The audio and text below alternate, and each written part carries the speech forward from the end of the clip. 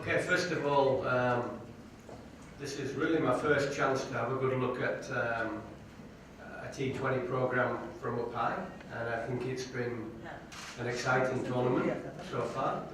I think there's been some good cricket, sometimes some good wickets that help good cricket, sometimes not so good, which makes for very interesting tight games, but overall it's been an exciting tournament so far, and it's well set. Lots of teams can do well.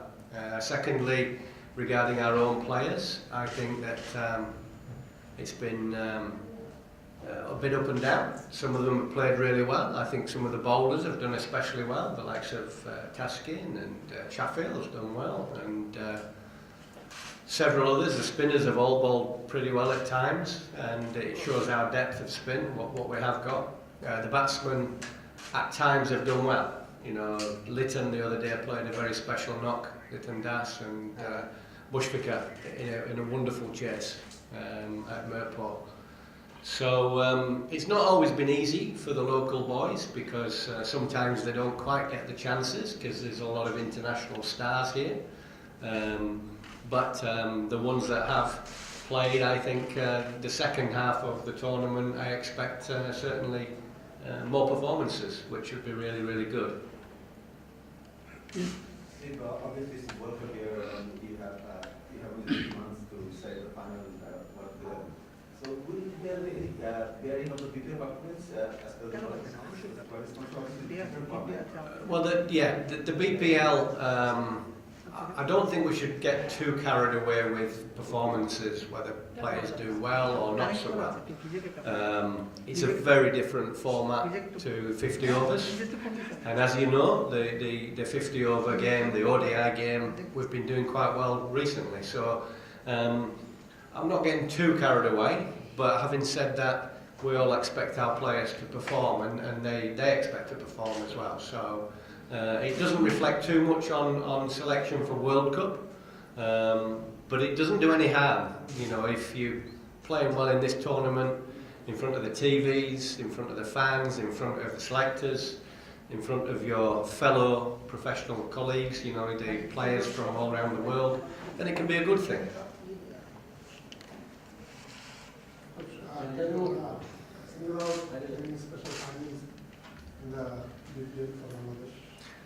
Yeah, I think that whilst I know they've had a little change of rules to have less overseas players, I think one thing that might be worth thinking about bringing in for future tournaments, it's a little bit left field, a little bit way out, but when we get to a super over, I would like some sort of Bangladeshi involvement from our players, because there may be a time in a T20 World Cup that we desperately need some experience in super overs, and also it may get brought in 50 over competitions, who knows, to finish and make a decider who wins that 50 over match.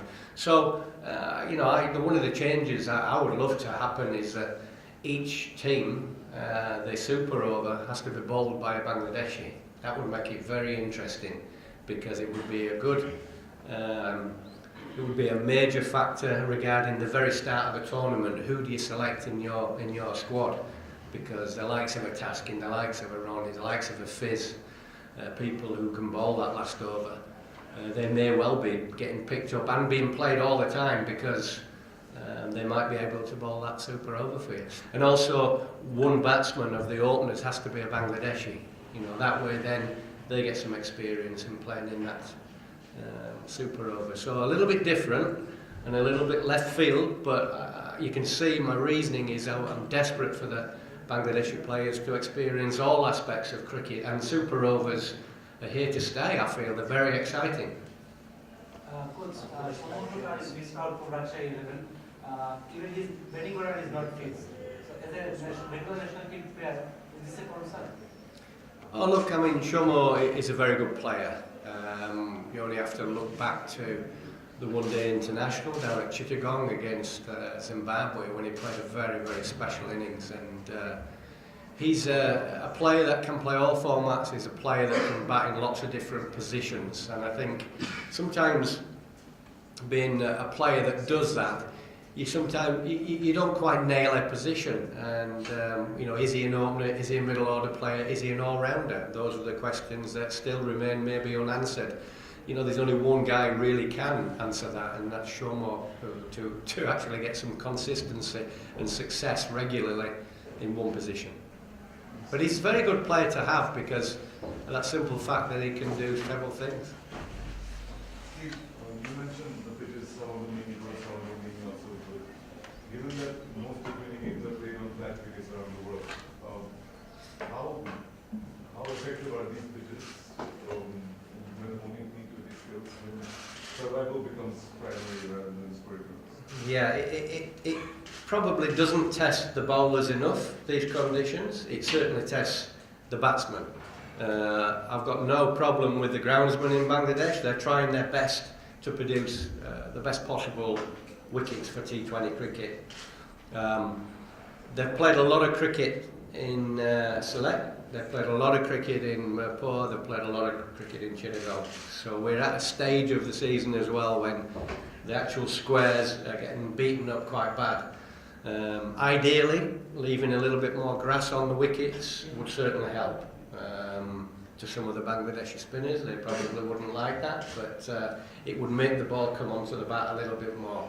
I think the groundsman here did a fine job in the last game played because the wicket came on a little bit more, and you saw with a bit more grass, and I think he wet the wicket a little bit and rolled it in. With a little bit more grass, suddenly we were getting some decent scores, and that game when Lytton Das and Sabir opened the batting, then the ball came on nicely, especially with the dew. So that was a show of what can be produced, and I think if we can try and get wickets like that, then leaving a little bit more grass on, then that would help. Steve, going back to the former question, obviously it's a franchise team, the franchise cricket they don't have anything to do with that, but would you like the franchise to be more passionate with the players for more input and for my cricket being more? You know, most of the owners, obviously, are Bangladeshi, and so therefore you would think there'd be a strong interest in playing top Bangladeshi players. But having said that, they're here to win as well, and if it means that some of their international stars, foreign stars, get a go, and Shomo doesn't, then that's because maybe Shomo hasn't scored the runs that they wanted. So I can understand it. You know, you can only play so many players, and you know, it's up to Shomo and others to make sure they stay in that team and do well. So Bangladesh makes features in New Zealand, Ireland, and definitely World Cup in England. Before that, the Bangladesh national team is playing kind of cricket which is very low, slow, and unpredictable as well.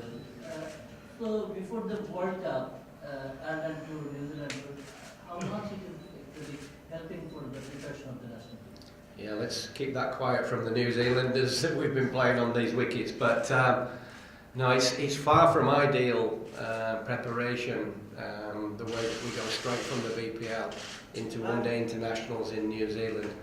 But what can we do about it? This tournament is a fantastic tournament. It needed fitting in, and it was the only slot available. So we understand that, involved in the national team, and we'll deal with that. We know that the preparation is going to be very rushed for the ODIs against New Zealand, but we'll put up with that, and we'll give it our best shot and try and win the games that are put in front of us.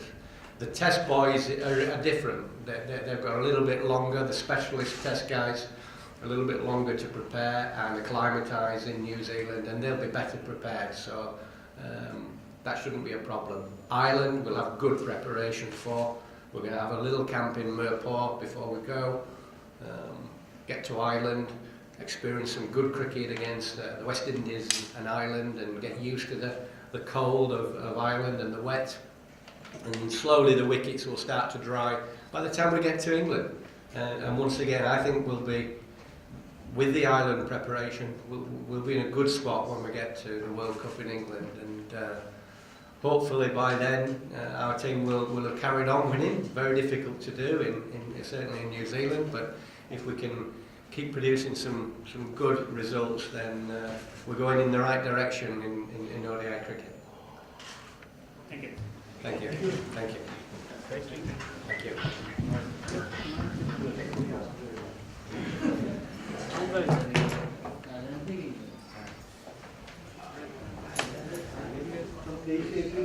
Yeah, sir.